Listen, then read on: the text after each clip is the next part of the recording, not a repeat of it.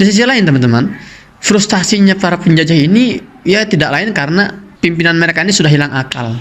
Netanyahu ini setiap hari didemo oleh ribuan bahkan puluhan ribu para pemukim ilegal Yahudi di Tel Aviv. Setiap hari sampai detik ini lagi didemo mereka itu, Netanyahu ini.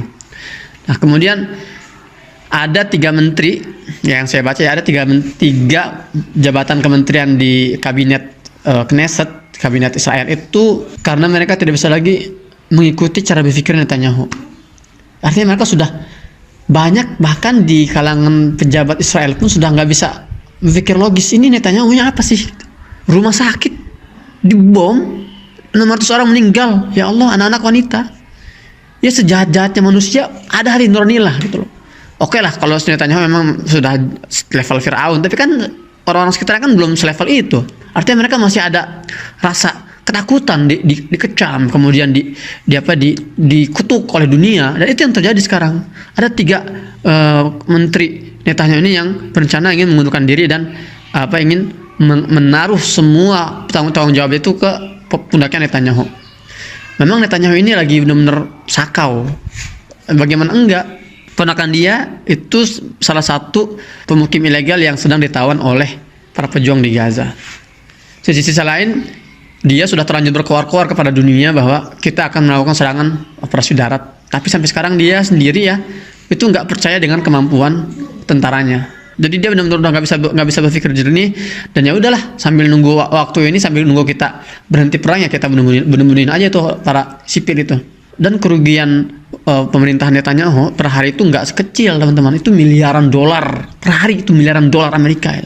Dari misalnya bandara-bandara yang berhenti beroperasi, kemudian perusahaan-perusahaan yang berhenti bekerja.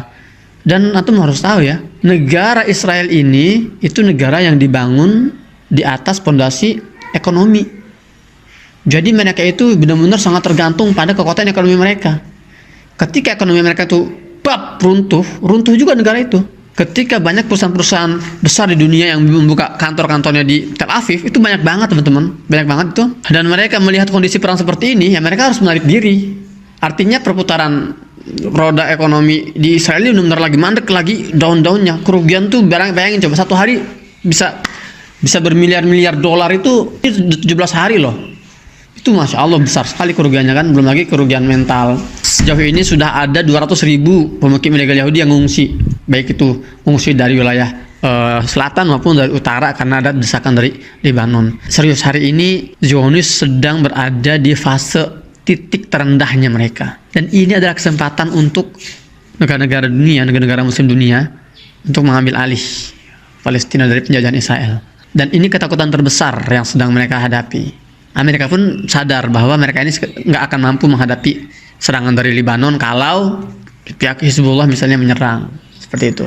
Apalagi dari Gaza juga semakin kuat serangan-serangannya. Jadi memang seperti yang saya sampaikan kemarin teman-teman, ada pergolakan internal yang sangat dahsyat dalam tubuh pemerintahan Netanyahu ini yang membuat mereka ini sebetulnya sudah maju kena mundur kena gitu loh. Terlanjur berstatement kita akan serang darat secara masif. Tapi di sisi lain dia tahu kekuatan mereka itu nggak mungkin bisa menembus pertahanan Gaza, dan mental tentara mereka itu benar-benar kacau balau. Saya mungkin sudah pernah sampaikan ke antum ya bahwa semua tentara Zionis yang masuk ke Gaza itu mereka menggunakan Pampers. Di antara sebabnya yang saya dengar itu karena ketakutan mereka itu sangat besar. Jadi gampang kencing lah, gampang kencing di celana gitu loh. Jadi mereka dipaksa pakai Pampers gitu loh, dan terpaksa menggunakan Pampers.